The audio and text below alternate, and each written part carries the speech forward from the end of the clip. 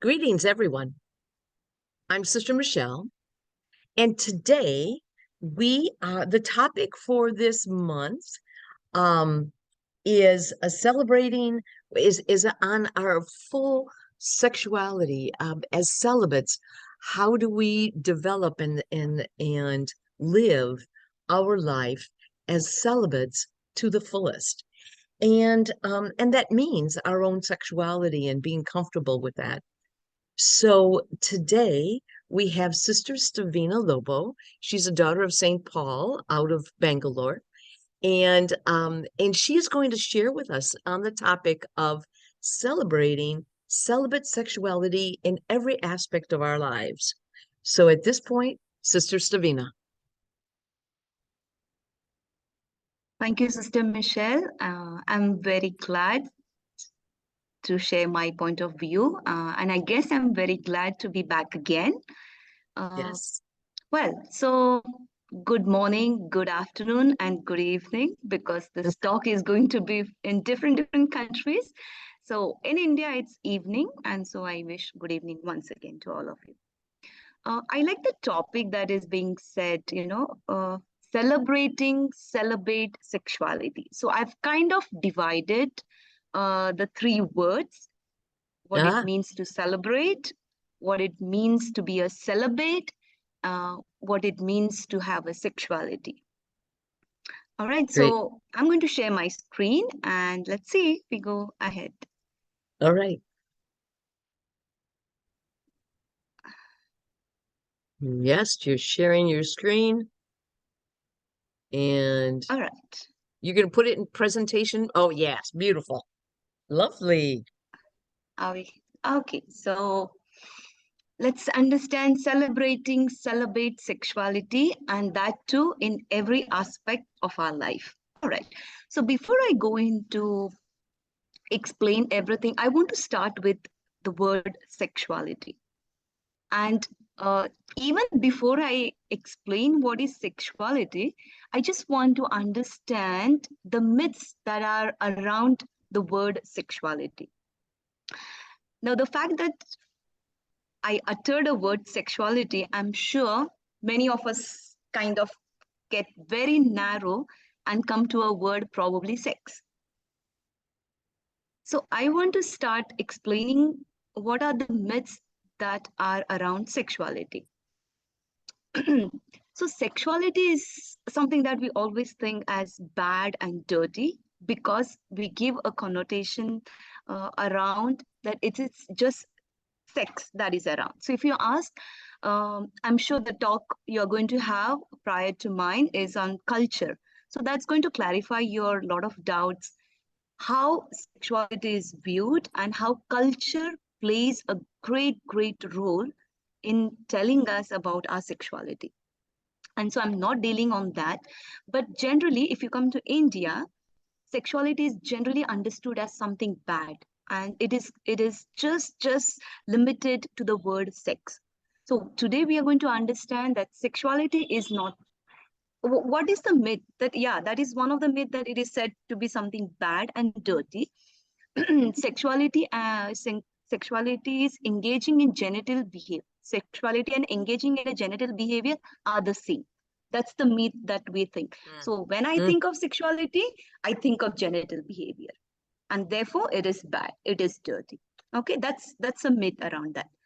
Another myth we have is sexual thoughts and fantasies are evil. We think, like, as religious at least, oh, the moment I have sexual thoughts, sinful. Evil in a sense, I can put it as something sinful. We probably go for confession as well. Father, I have all these thoughts. So we consider it in that way. Since we are gifted with sexual organs, they have to be used by all means. That's a myth around sexuality. So I have my sexual organs. So someone thinks, oh, sexuality means you have to use all this.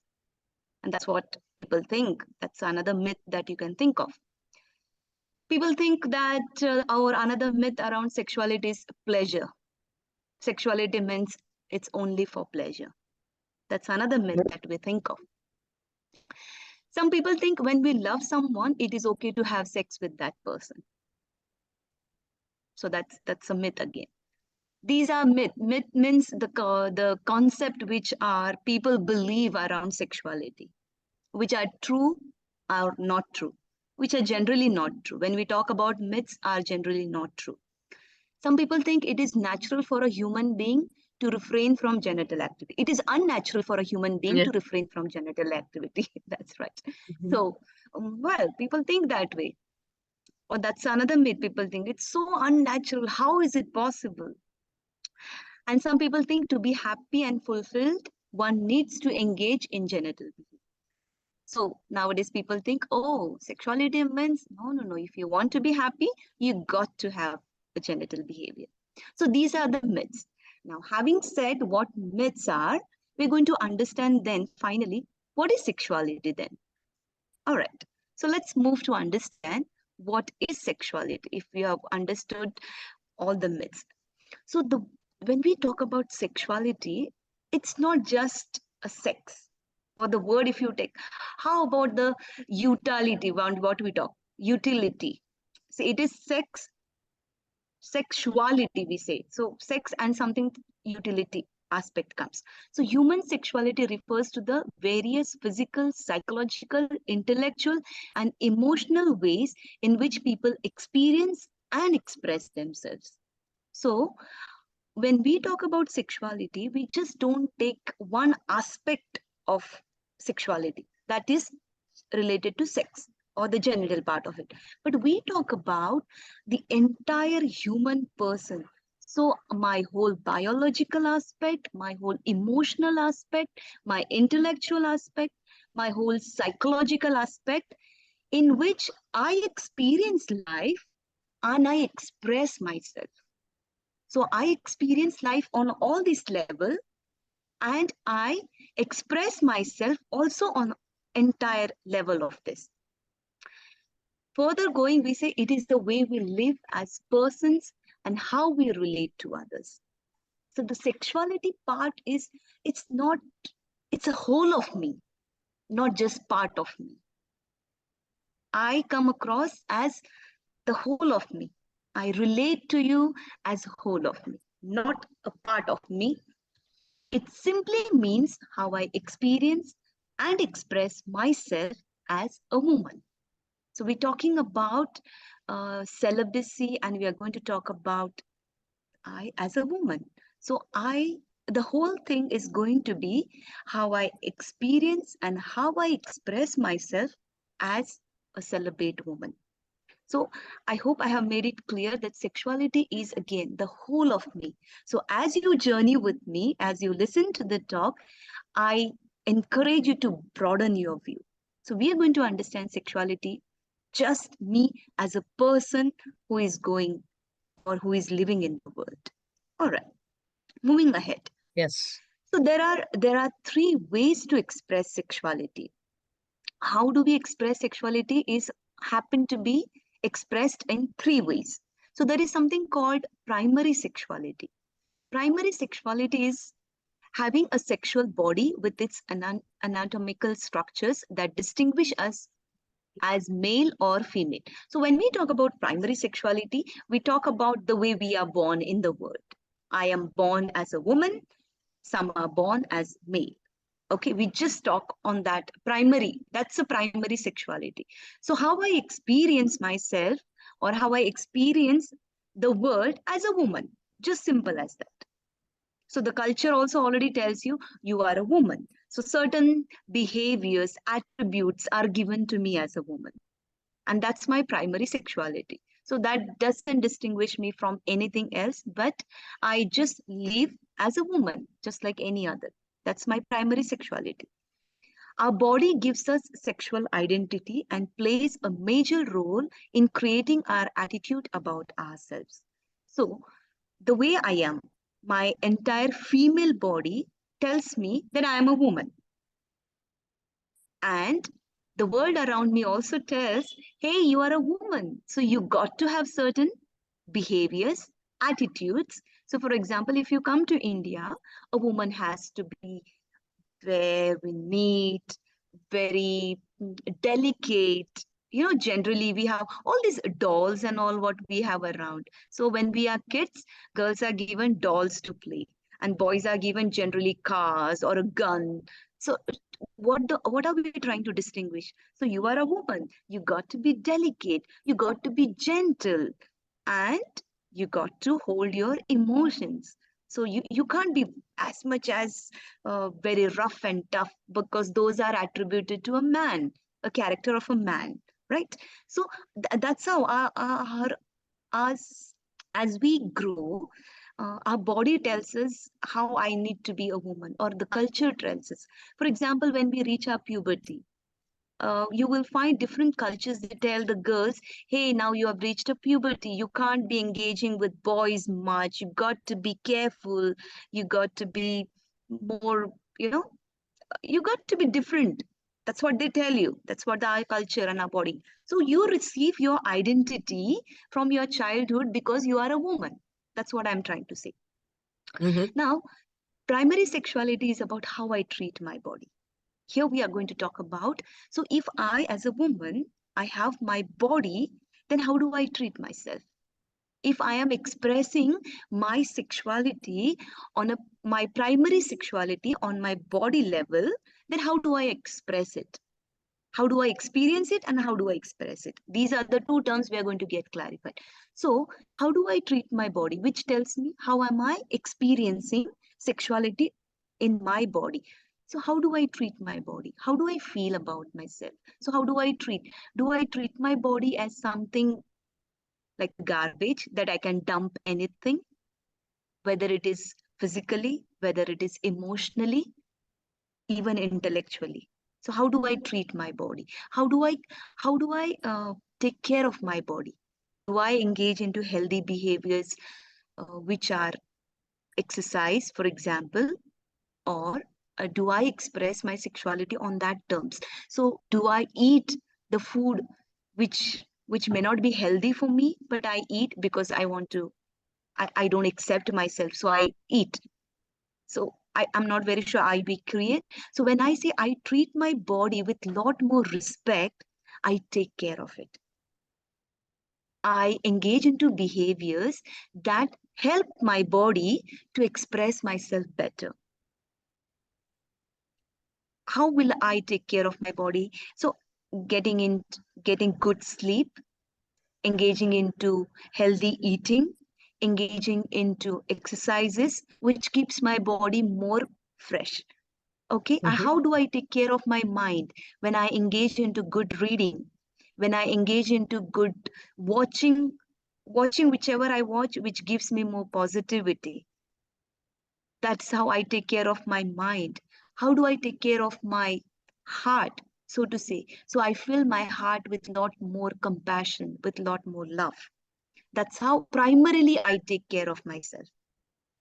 Now, what happens is, uh, I'm not sure many of you in our religious life will talk about a topic which is child sexual abuse. Many of us could have been the victims of child sexual abuse, but we don't talk about it. Maybe for a fear that what if my superior or authority knows about it, what would they do? Will they send me away? But uh, as if you are a survivor of a child sexual abuse, you will tend to look at your body as dirty, shameful, and disgraceful.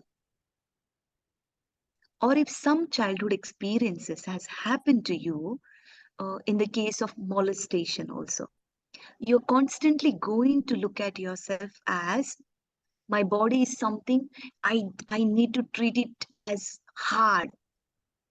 My body is something dirty that doesn't it's something that is not so okay, so I need to punish myself. And unconsciously, either our eating habits, either our going about the way we live, we don't take care of ourselves. So I don't do justice to my body in which I am living. That's what I'm talking about. So being Mm-hmm. uncomfortable with our body creates a lot more unpleasantness in our attitudes and in our behaviors. So primarily we express, if I don't accept my body as a woman, then probably I'm not going to take care of it. So how uncomfortable am I with my body is the question that I need to ask.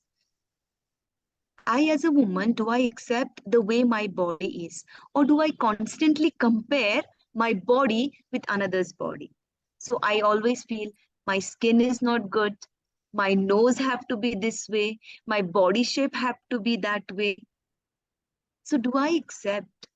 How comfortable am I with my body? Because this is the body that I'm going to take and move into the world. So primarily how I look at my body. Am I okay the way I am? Probably I have a big hip, probably I have a big breast, or probably I have a crooked nose, or maybe my smile is not as good as, or my teeth may be crooked. But does that stop me from being the best woman I could be? Does that stop me from being the best celibate woman I could be? Does that stop me being different person that I would ever wish to be? So that's how I express my primary sexuality. Now let's move ahead. The other part of the sexuality which is expressed is a genital sexuality. Okay, so genital sexuality is about sexual urge, sexual fantasies, and sexual behaviors. So in this genital sexuality is another way I express my sexuality. So this gets limited only to my genital. So at this level, we consider sexuality to be the aspect of deriving pleasure involving our sexual organs. From our early years, we have somehow learned to limit sexuality to this level, limiting to whatever provides only bodily pleasure. So most of us know this expression of sexuality. I'm not going to elaborate this because all of us know what is genital sexuality. Okay, all of us know. Here also, culture plays a major role in shaping our attitude towards genital sexuality. So how do Mm-hmm. culture plays? Yeah.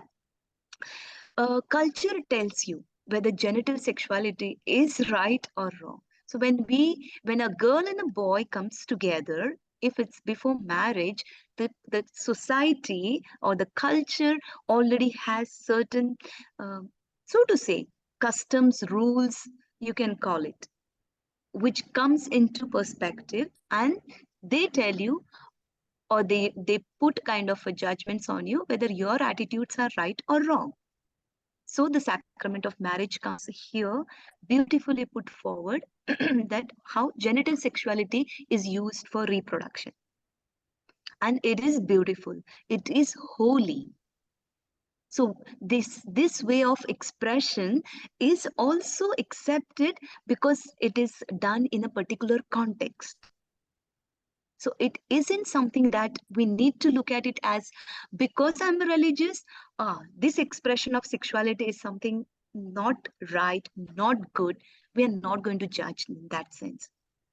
Because this is given also by the church that in a context, this expression of sexuality is beautiful, is meaningful, and is fruitful. I Mm-hmm. repeat, it is beautiful, meaningful, and fruitful. Okay. Well, having received no formal and appropriate instruction about genitality, we struggle with sexual fantasies, attractions to opposite sex. All right. Now, in our religious context, what happens? Genital sexuality.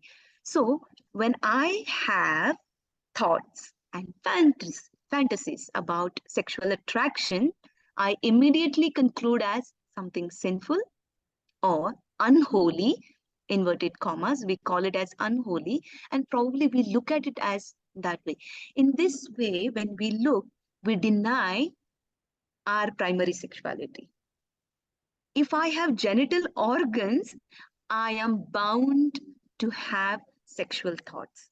I'm bound to have a feeling which is beyond my control, because my natural body, my natural body hormones are going to create this urge in me. So you must have realized when you are approaching your periods or when we are in our ovulation period, there are these urges. I'm going to be very open to talk on this. So when you are because ovulation is a time we are excited. The body releases certain chemicals, certain secretion happens. And so it is very natural to feel attracted, to have fantasies. Okay, now what do I do? What happens on a bodily level when these things happen? Your breast gets tender, your nipples get erected, and you feel a urge. Happens on your bodily level. Am I aware of it? Am I aware of what is happening to me? Understand. Once you know what is happening to me, only then we are able to control. Until and unless you are aware what is happening on your bodily level, you will not know what to do next. So it's very natural when I am aroused, these reactions are going to happen. And so what happens? So sexual fantasies come. Why? Because we want to feel the pleasure and your body is asking for it. Now, what to do next is in my control. But to feel this way is perfectly all right. So, sisters, please understand this expression, which is normal, but not in our context. I will always say genital sexuality happens only in a context. So when you experience on a bodily level, it's all right. It's okay. Just be aware of it. Just be aware of it. Okay. Now, social media gives us a lot of things. It's up to you. I will not be here because I will never know, or I can't tell you you shouldn't watch or you should not watch. It's none of us can control that. But do you gratify by watching a pornography? Do you gratify? Do you people here? If it's a man, he will always, or most of the time I would say, engage into masturbation. Masturbation also happens on happens with women. Either you insert some objects that would give you pleasure. Now, will that be sinful? You may have to judge for yourself. You may have to judge for yourself. What I would restrict to is attraction to opposite sex is normal, and what you experience in your on your body, it's also very natural. But how you want to express is up to you. And we are going to look that further, what it means to be celibate. So I'm not taking. All right, let's move ahead. Now, the third way in which we express sexuality is affective sexuality. Affective sexuality is a capacity that each of us have to go beyond ourselves and get connected with others. This affective sexuality is the emotional part of sexuality. And here is where we are. Here, this is where we as religious express ourselves, express our sexuality. We get connected to people emotionally. We don't stick on our primary sexuality just on bodily level. We don't express our sexuality, on our genital level, but we express our sexuality on an affective level. So affective sexuality is that relational aspect of our personality that reminds us of our need for others, of our dependence upon them. This is something very powerful and very strong. Probably this is where we all need to grow. It's a relational aspect of us. So in this way, if you ask, a beautiful passage of the Bible comes into my mind. God created us in his image and likeness so that we get connected to people. We get connected to people. So as I am made in the image and likeness of God, so is my sister is in the image and likeness of God. And I am called to relate. I am called to build a bond with her. That is how I am called. And so when the Bible says God created man and a woman to be more fruitful, that was in terms of genital sexuality. But he asked them, they went on living their life being connected to each other, not in isolation. And that is where, when we build bonds, when we build connections, we are rich people who are connected effectively. And that is where we are going to express ourselves beautifully again and meaningfully. All right. Well, so having understood, I hope these spaces are from yours. I don't know, but I did go to your site and try to see if I could find some familiar faces. Well, so what is then celibate sexuality? We saw what is sexuality, the three ways in which it is expressed, that is primarily, genitally, and affectively. So, having understood that, we are going to now talk about what is a celibate sexuality then? What are we talking about? All right. So, celibate sexuality is about right understanding. Right understanding about my own self, right understanding of the word sexuality without even suppressing myself. What I feel on my bodily level, what I feel on my genital level, and what I feel on my affective level. There is no suppression that will take place, but I understand rightly. I understand everything that happens to me. A celibate sexuality is about nurturing life. I nurture every aspect. I'm going to explain this word nurture as we move forward in our slides. Okay? Celibate sexuality is rich and intimate relationship with friends and family. I'm also going to talk about friendship. So that also we are going to go. Why it is rich? Because the emotional connection are much more deeper. I'm sure if you bring to your mind certain experiences, probably when you were in the schools, when you were in the parishes, or when you were in the hospitals, I'm sure you're going to remember those, because that is how rich experience. If you say my mission is beautiful, I'm sure you're not talking about the buildings and the hospital beds and the whatever. Mission is we are sent to the people, and therefore the experience with people which has made you get connected to them is rich, and that's why our mission is rich, we say. So probably we understand mission in terms of relationships, mission in terms of relationships, and that too so close relationships with my family, with my friends, with anyone. So mission in terms of relationship. So I, as a celibate, I build relationships, I nurture relationships. Okay, so what we can say is celibate sexuality is a journey of the heart, is a journey of the heart. So you bring to mind, not you bring to mind your head, but you connect from the heart. You reason out, yes, what to do, what not to do. You reason out from your head, but you connect always with the heart. I, as a celibate, I always journey from the heart. If it was not the heart of Jesus, we would never have got connected to him.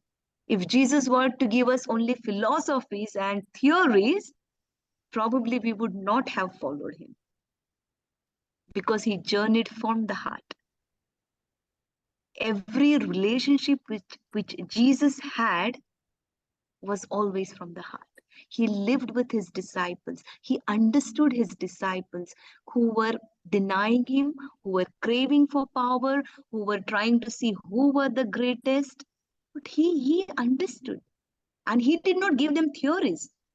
He did not tell them, okay, you want to be great. Okay, fine. Now I will give you a big lecture. And then that would.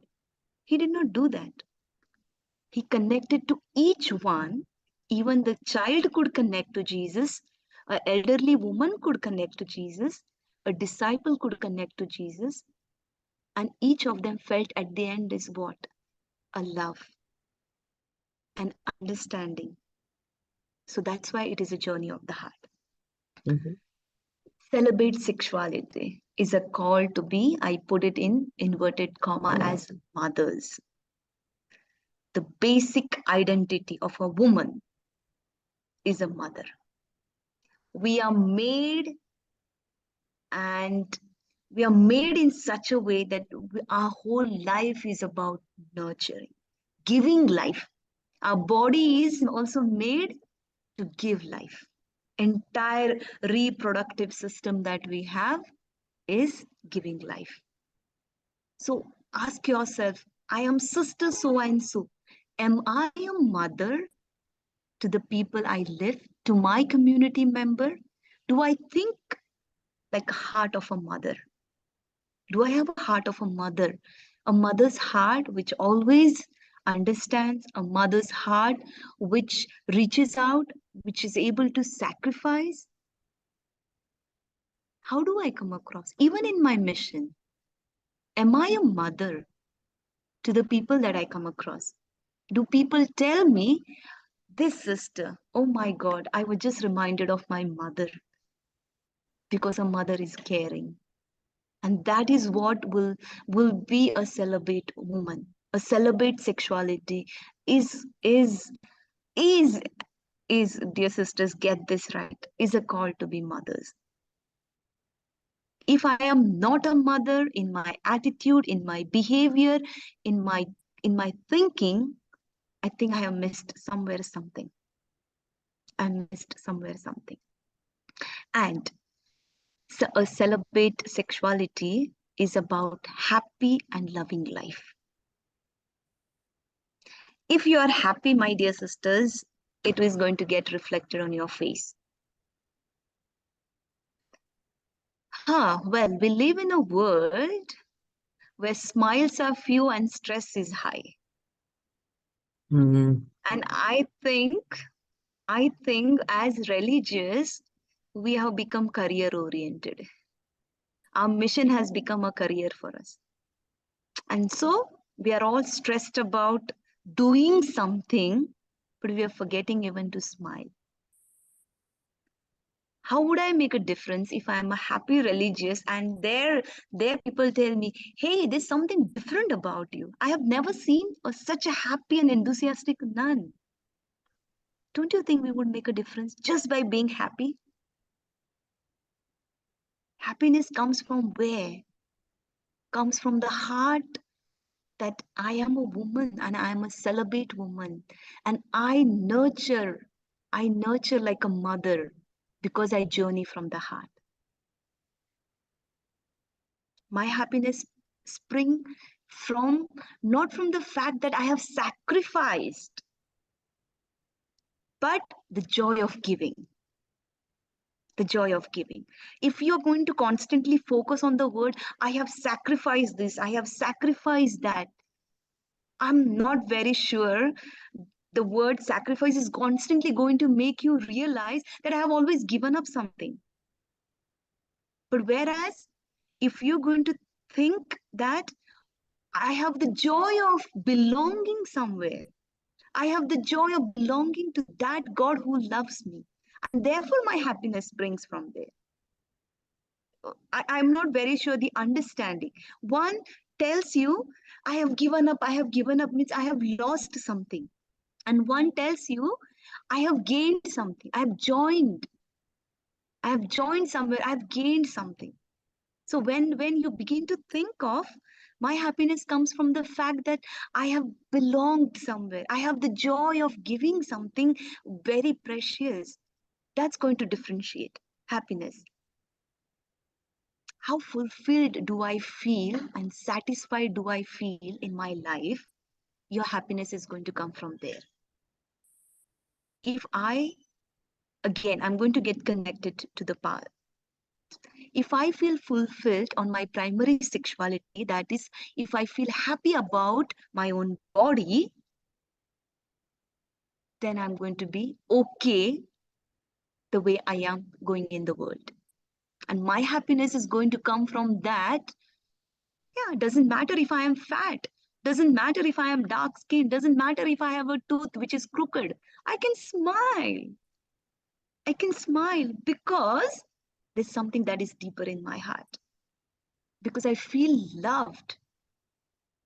I feel loved and I am happy. My happiness comes from there. Okay. Well, I like this quote of, I forgot to put Pope's name here. Well, I think these faces also tell you that happiness is, this is what I mean by happiness. So Pope Francis says, joy that fills your heart and manifests itself on your faces will lead you to go out to the peripheries, participating in the joy of the church. That is evangelization. Mm-hmm. Joy, joy.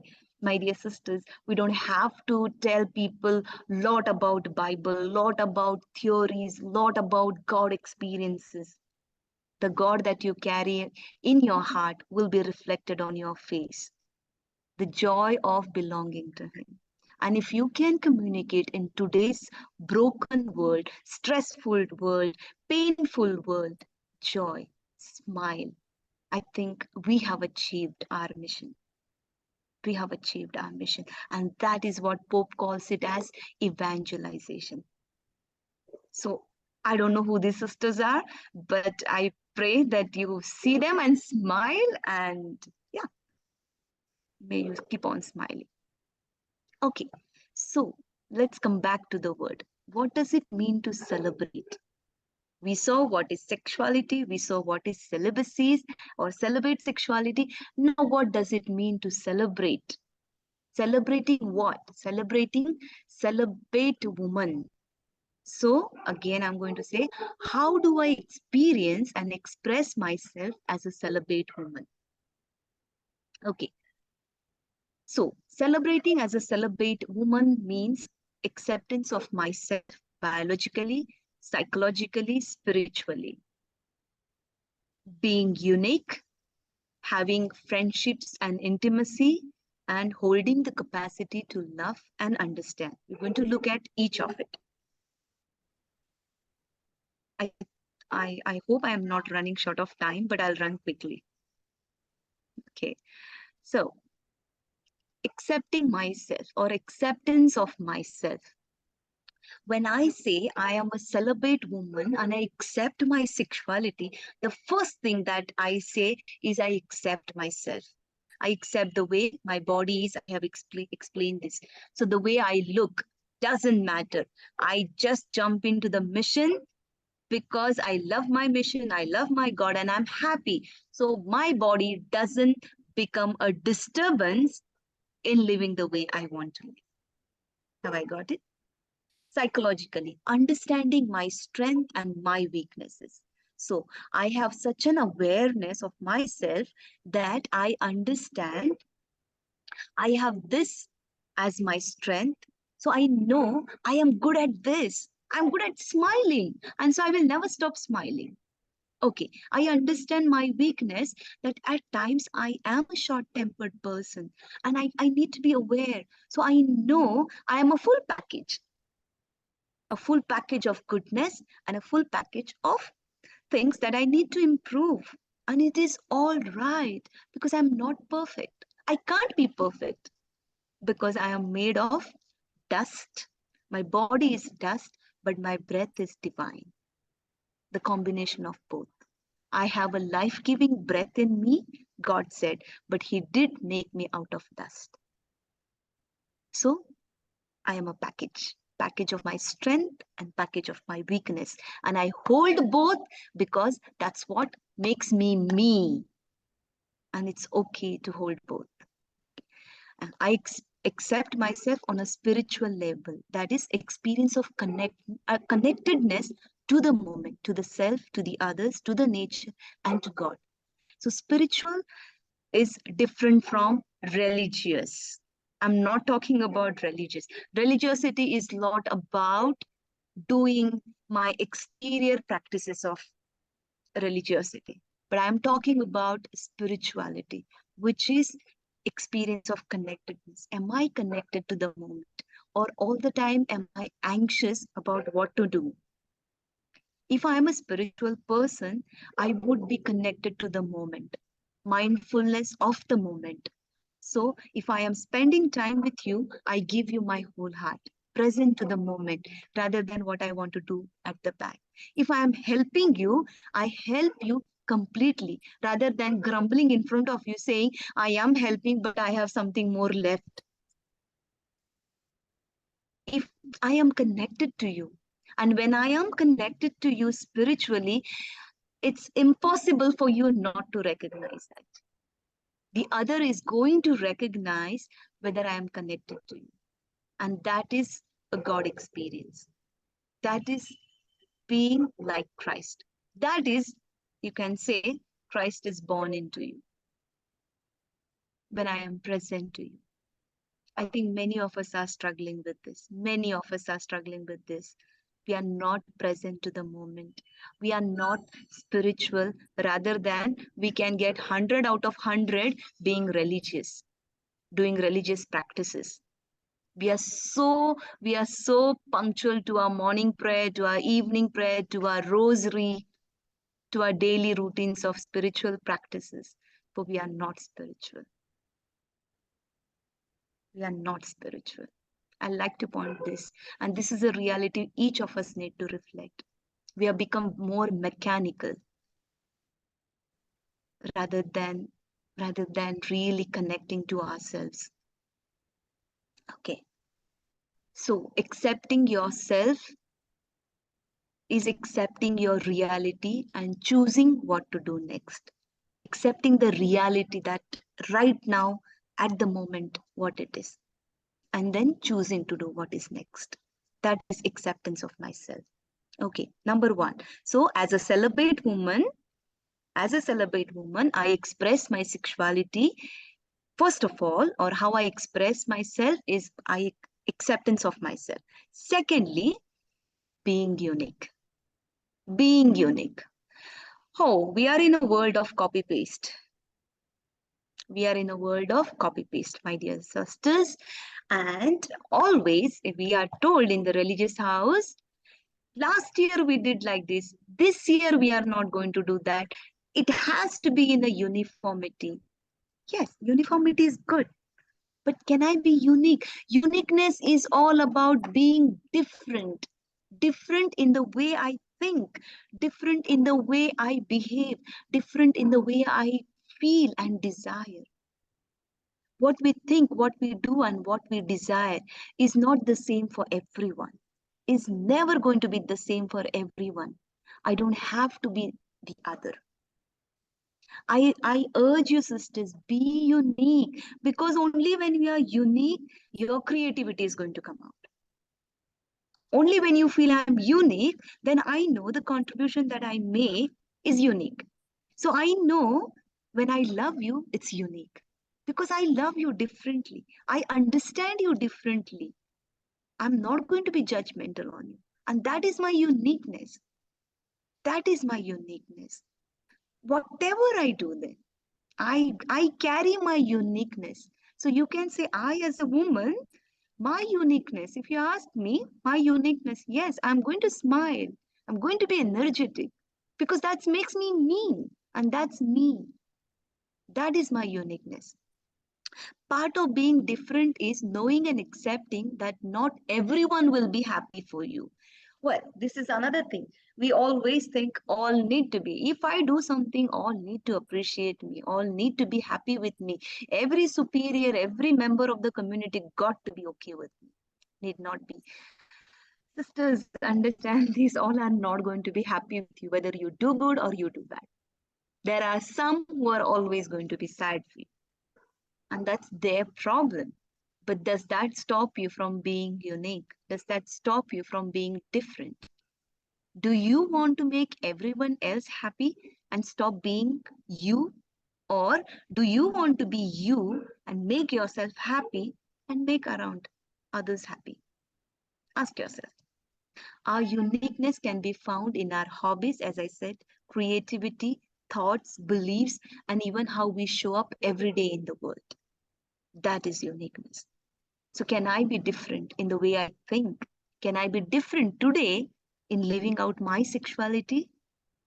Can I understand my sexuality differently and express it in a unique way? Happiness is being unique. If I am saying I'm happy because I'm unique. Okay, so that's the second part. Third one, friendships and intimacy. Well, what do I talk about friendship? So friendship deepens the capacity to love and enhances our spiritual life. As celibate, I encourage friendships. I always encourage friendships, even with opposite sex. There is the sense of intimacy because I don't like using the word opposite sex. I like to use the word complementary sex. We complement each other. We complement. A man and a woman is equally made by God. We are given different organs because we complement each other. We complement each other. And that's what is our bond. So intimacy, what is intimacy that we experience? Intimacy is a sense of closeness and connection that transcends physical contact and may bring emotional, mental, and spiritual understanding to any relationship. So when I talk about a celibate friendship, it need not be physical. It need not be genital. Let's make it very clear. It need not be Mhm. genital. Why? Because why I don't need to be genital? Because I feel already satisfied the way I am connected to you emotionally. I feel so much enriched by our friendship that I don't feel the need to connect on a physical level. I don't feel the need. One can be an image of God who is love if one is able to experience and dwell in love. So friendships are are are healthy if they are in a context. I always bring a context. If they are in a context.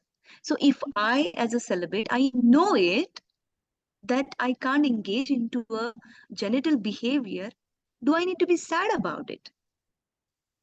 Do I need to be sad about it? I don't think I need to be sad about it because I have made a choice willingly, knowingly. Mhm. Then what am I talking about giving up? No, I know what it is and I made a choice for it. So it's about, we are going ahead. Here I have some more. Celibate friendships deteriorates into genital behavior. The results are, so what happens if I engage into a physical relationship? It's going to be a loss of self-esteem and lot more guilt. Nobody may know. Fine, nobody will know. But will you get over the guilt that is going to come to you? Will you be self-confident? Will you have that same smile which will be hindering out of guilt? Can my friendship be so pure that it enhances me to be the best person?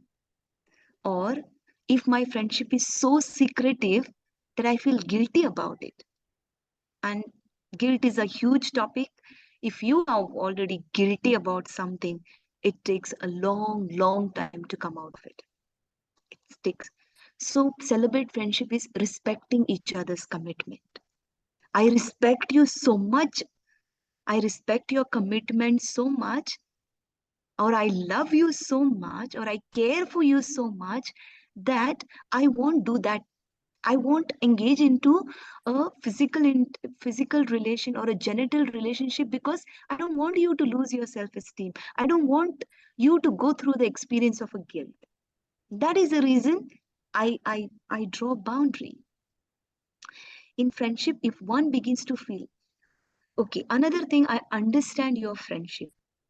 If your friendship is controlling you, is demanding from you, and is restricted by the other, then you need to redefine your friendship.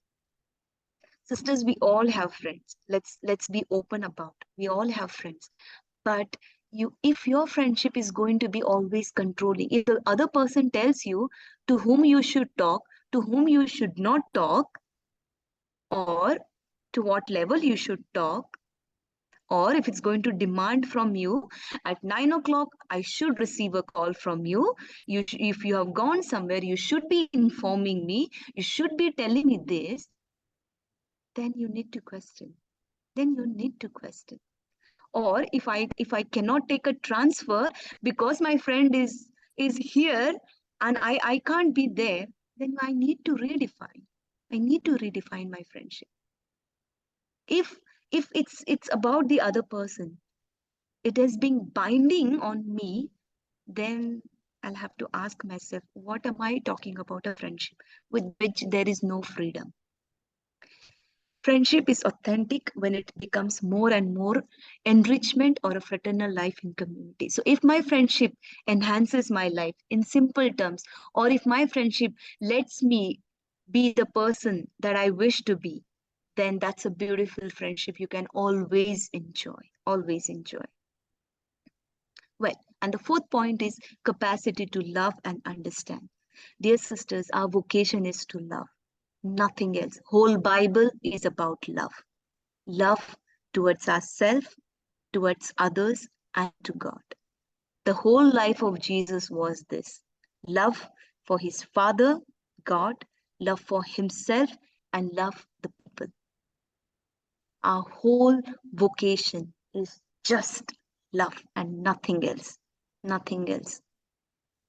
Compassionate love realizes that everyone has the ability to lose control of their emotional state sometimes, that everyone is sensitive to criticism, that everyone is similarly deserving of kindness and love. Simple as that. Your love tells you that all of us are in the same boat. If I am struggling with my emotions at times, if I am sensitive to the criticism, then the other is also the same. How do I how do I show kindness? How do I show love? Compassionate love sees human beings as vast, flawed, and even incorrect at times. Let's Mhm. be very real. Let's be very real that if I am compassionate, I am going to understand you that, yeah, at times you are incorrect. You are, you are struggling. And I have that vast heart. Jesus spoke of compassion. Jesus always felt compassion. And compassion, if you are feeling, it will be reflected in your behavior, not just in your thought and on your feeling. Compassion will help you to take a behavior which is compassionate, not just a feeling. That's why we say sympathy and empathy. So compassion is empathy. Okay. So finally, at the end of our slide, so in every aspect of our life, what am I celebrating? In every aspect of my life, celebrate your sexuality as a celibate woman by being different, by being loving, and by being unique. I say again, in every aspect of your life, my dear sisters, celebrate your sexuality as a celibate woman by being different, by being loving, and by being unique. Thank you. Well, thank you. Thank you so much. You know, Can I stop sharing? oh yes, stop sharing. Go ahead. The thank you. You know, the words that we even had and chose for this, they're laden in many cultures. What is celibacy? The celibate, it's laden, it's got layers to it. Sexuality has layers in the variety of cultures. And you have addressed the broad perspective of that with depth and with detail. So thank you. Thank you so much for sharing with us today. Um, it gives us plenty to think about. It gives us plenty to to really kind of evaluate ourselves against. Are we loving? Are we caring? Do we have our own boundaries? Do we understand that call of our own boundaries? Do we understand the call of our own body and our sexuality? All that is included as who we are as dynamic, loving human women and celibate women. So thank you so much for sharing with us. And that concludes our presentation for today.